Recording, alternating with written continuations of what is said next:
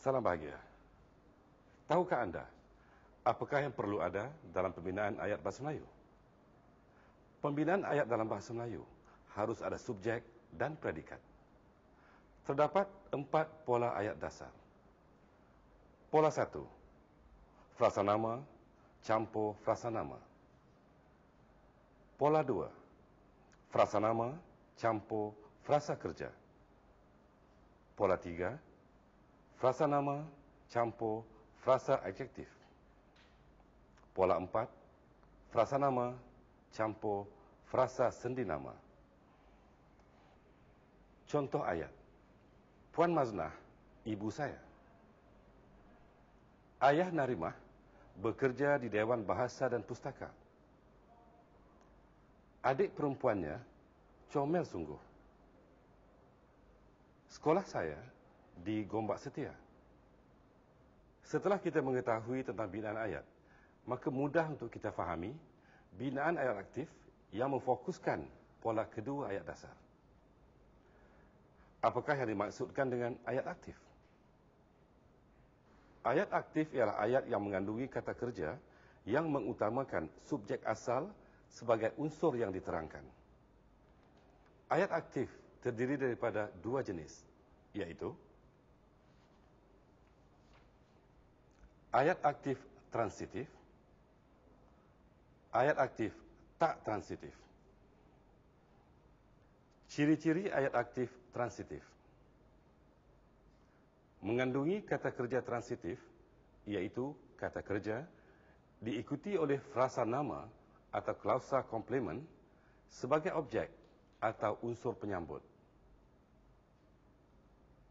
Mengutamakan subjek asal sebagai judul. Ayat aktif transitif yang bersifat ayat tunggal terbentuk hanya daripada ayat yang mengandungi frasa nama subjek asal sebagai judul dan frasa nama sebagai unsur penyambut kata kerjanya. Boleh dipasifkan. Contoh bagi ciri ayat aktif transitif. Mengandungi kata kerja transitif, iaitu kata kerja diikuti frasa nama sebagai objek atau unsur penyambut. Dia menyusun buku cerita. Maksu membeli ikan. Ibu bapa harus mengawasi anak-anak. Mengandungi kata kerja transitif, iaitu kata kerja diikuti klausa komplement sebagai objek atau unsur penyambut. Penghulu menyatakan bahawa generasi muda harus memperkukuh jati diri. Saya mengesahkan bahawa berita itu benar. Ayat aktif juga boleh dipasifkan. Ayah membakar sampah pagi tadi. Sampah dibakar oleh ayah pagi tadi. Ayat aktif boleh menerima 2 objek sebagai penyambut, iaitu objek tepat dan objek sipi. Objek tepat ialah objek yang menjadi penyambut secara langsung kepada kata kerja transitif. Sementara objek sipi pula ialah objek yang menjadi penyambut secara tidak langsung kepada kata kerja transitif. Kakak saya memasakkan ibu rendang ayam. Hayati menghadiahi ibunya sejambak bunga.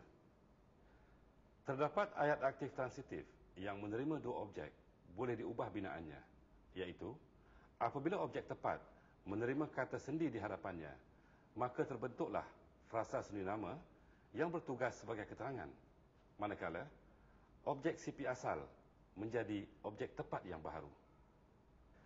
Kakak saya memasak rendang ayam untuk ibu. Hayati menghadiahkan sejambak bunga kepada ibunya.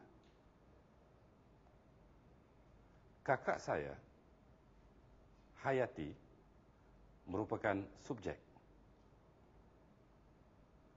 Memasak, menghadiahkan merupakan kata kerja aktif transitif. Rendang ayam, sejambak bunga merupakan objek tepat. Untuk ibu, kepada ibunya merupakan frasa sendinama, keterangan. Sekarang, kita beralih kepada ayat aktif tak transitif. Ayat aktif tak transitif ialah ayat yang mengandungi kata kerja tak transitif, iaitu yang tidak diikuti oleh objek sebagai penyambut. Ayat aktif tak transitif terbahagi kepada ayat aktif tak transitif dengan keterangan yang boleh digugurkan.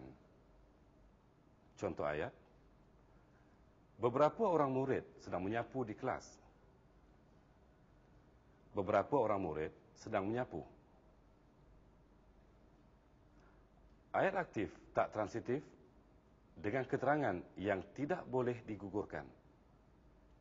Contoh ayat, kebanyakan murid tinggal di kawasan Ampang. Kebanyakan murid tinggal.